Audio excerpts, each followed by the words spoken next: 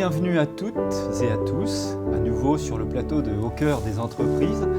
Aujourd'hui, j'accueille Leïla Martin, pour ce bafouillage. Donc Leïla Martin, que je vais laisser se présenter, car elle a plusieurs facettes et voilà, j'ai peur d'en oublier quelques-unes. Donc bonjour Leïla. Bonjour.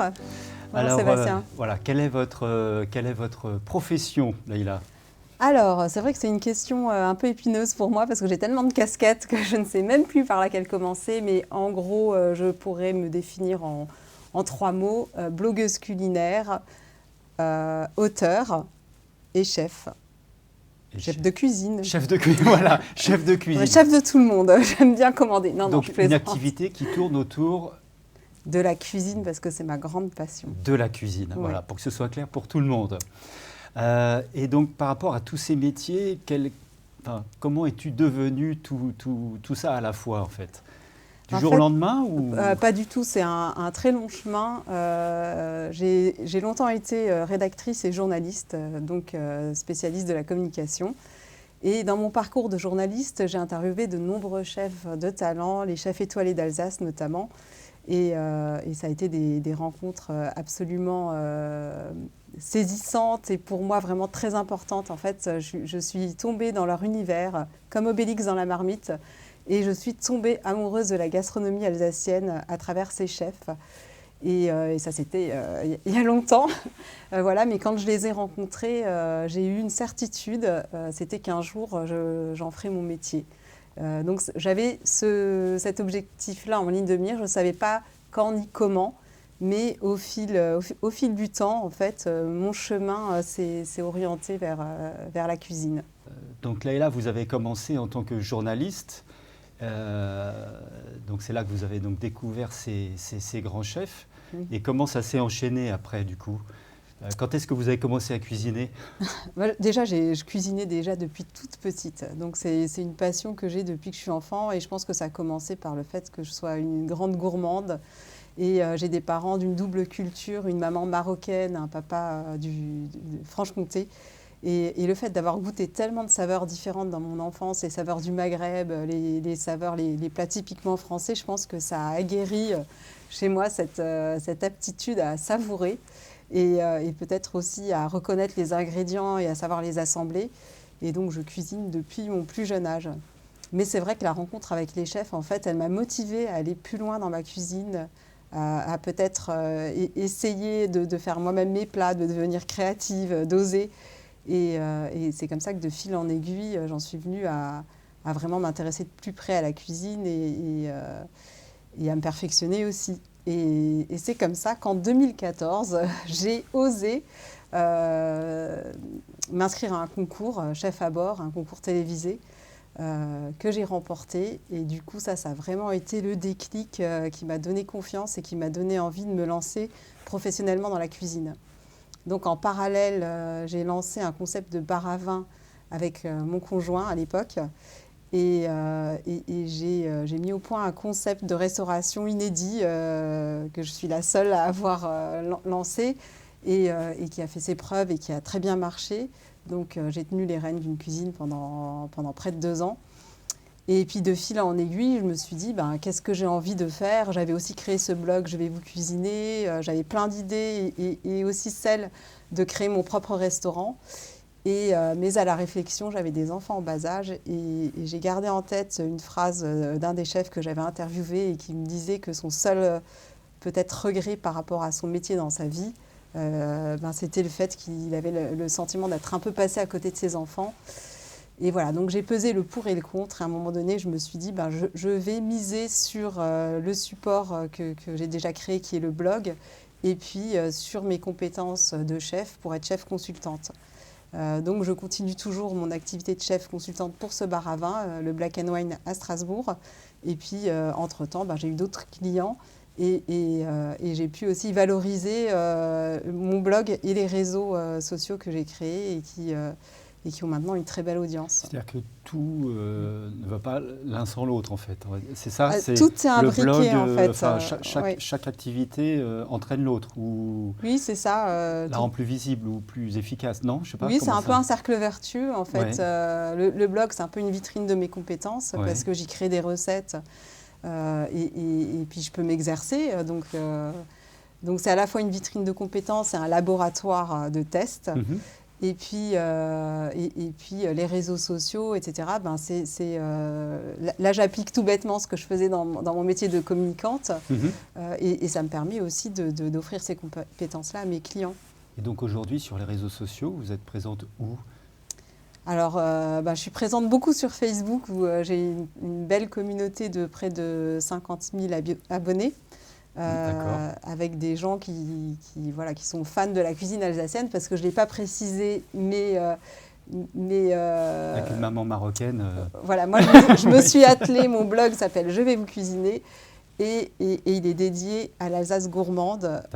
Donc mon parti pris, c'était de valoriser le terroir, donc valoriser tous les beaux produits qu'on a en Alsace, qui est une vraie terre de cocagne, mais également de valoriser notre patrimoine culinaire, qui ne se limite pas à la choucroute garnie, à la tarte flambée, qui est un puits sans fond.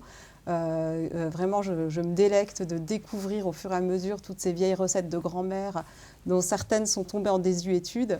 Et c'est un vrai plaisir pour moi que de leur redonner vie. Alors je leur redonne un second souffle, souvent en les réinterprétant et en les sublimant d'une manière un peu plus moderne, ou avec les produits qu'on a actuellement. Est-ce qu'il y a une influence de votre maman?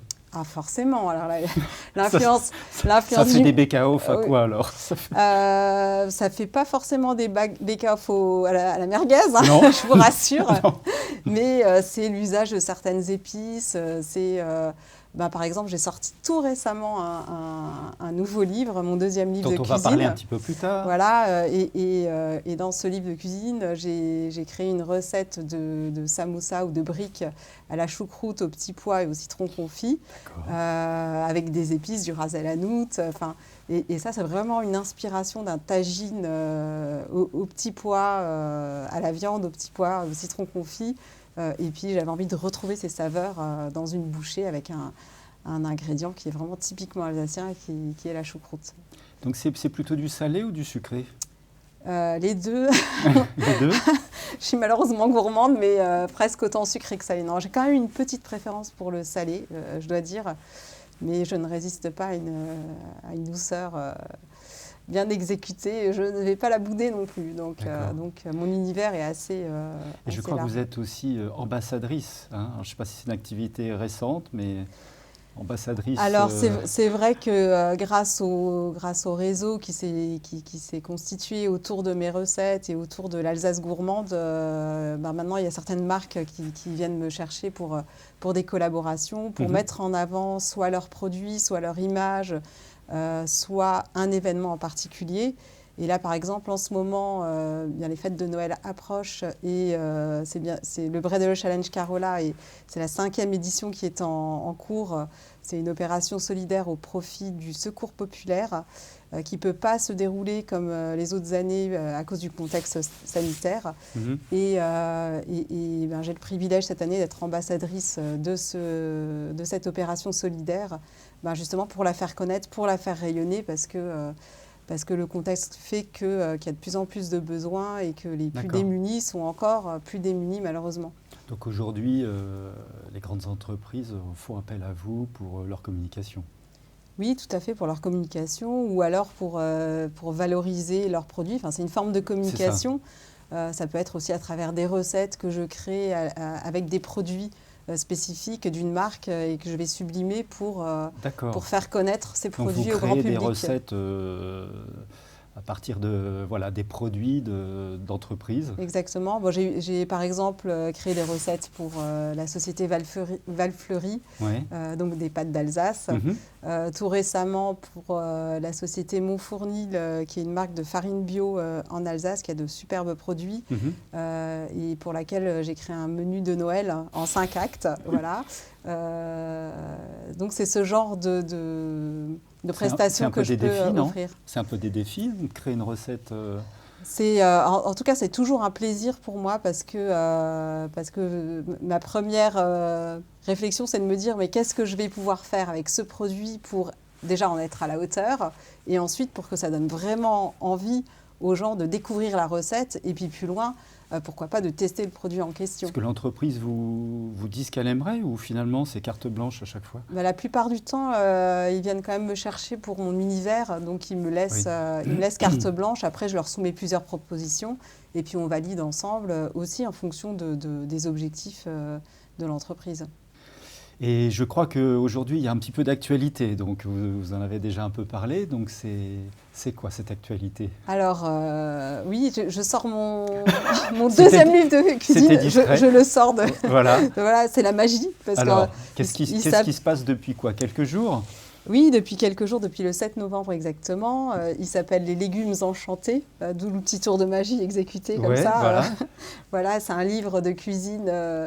gourmande d'abord, ma cuisine est d'abord gourmande et là j'ai exploré la thématique végétarienne parce que je trouve qu'on est de plus en plus de personnes à manger moins de viande, en tout cas c'est mon cas depuis plusieurs années et j'avais envie de faire un livre aux couleurs de l'Alsace qui parle des légumes, des fruits, qui les mettent en avant, qui les subliment et c'est des idées de recettes pour le quotidien.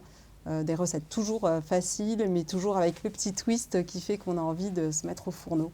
Donc c'est le deuxième, c'est ça? C'est le deuxième. Le premier, c'était l'Alsace enchantée. On ne sort plus de l'enchantement, on reste dans les légumes enchantés. Mais oui. Voilà. Ok, et donc est-ce que vous pouvez feuilleter un petit peu, qu'on découvre en même temps Voilà, alors il y a une longue introduction qui explique un peu ma démarche voilà, autour des fruits et légumes. Et ces recettes, vous les réalisez chez vous? Oui, je les fais chez moi, je les teste, c'est même vous qui faites je les photos, goûte. Hein, c'est ça, hein? Oui, c'est du tout fait maison. Ah ouais, mais c'est très beau. Et pour la petite histoire, il a été fait pendant le confinement, ce livre. Donc il sort pendant le confinement, le reconfinement. Donc je crois que c'était un peu son karma. Mais voilà, je me dis que les gens sont chez eux et ont de plus en plus besoin, envie de cuisiner et que ça peut être un bon moyen d'avoir quelques idées de menus. Vous avez cité une recette tout à l'heure. Est-ce que là, vous pourriez nous en... Alors, vous appréciez particulièrement la recette dont je vous parlais tout à l'heure, celle-là. elle est là. Voilà. Alors ça vraiment, vous croquez dedans et c'est une bouchée du Maghreb au voyage. D'accord. Après, j'ai des recettes très traditionnelles comme le Dampfnudel. C'est pas une recette très connue, non, mais c'est un délice. C'est une recette de grand-mère, des petits pains soufflés à la vapeur, cuits à la vapeur. Donc c'est une base de pâte levée qu'on forme comme des brioches à l'aide d'un emporte-pièce où on les façonne à la main. Et là, je les ai farcis, c'est la petite touche créative et ludique. Je les ai farcis de mozzarella, de tomates confites et de basilic. Et donc, ça peut faire une bouchée sympa pour l'apéro ou même pour accompagner une salade. Ça peut faire partie du repas. Il faut savoir que ça, c'est une recette que nos grands-mères faisaient et qui était dégustée souvent le soir en compagnie d'une bonne soupe ou d'une compote de pommes. Ça faisait la base du repas. Donc, nos grands-mères cuisinaient beaucoup, une cuisine végétarienne. Forcément, on mangeait de la viande seulement le week-end. Et je suis un peu partie de ce principe-là. Et il y a également pas mal de recettes anti-gaspi. Ça a l'air d'être des flammes-cuches améliorées quand même. Bah, c'est flamme-cuche végétarienne, donc la base y est, la pâte à pain pour la base, et ensuite le mélange de crème et de fromage blanc, les oignons.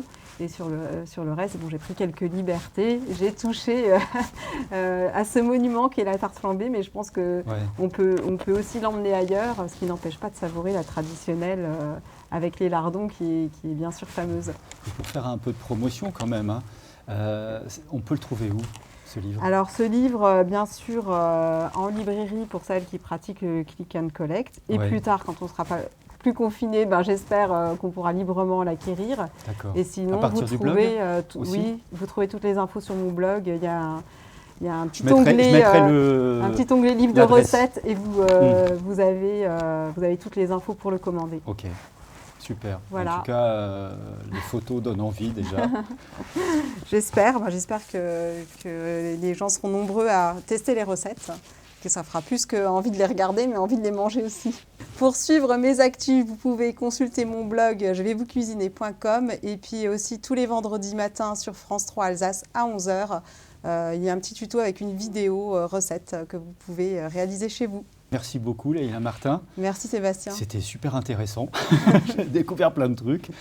J'espère que vous aussi, vous aurez envie, en tout cas, d'acheter le livre. Ça, c'est la première chose à faire.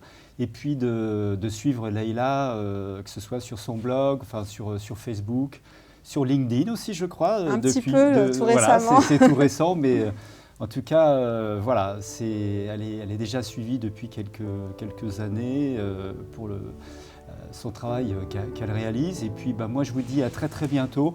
Je remercie Leïla Martin à nouveau de s'être déplacée sur ce petit plateau. Et puis je vous dis à très très bientôt. Au revoir Sébastien, merci.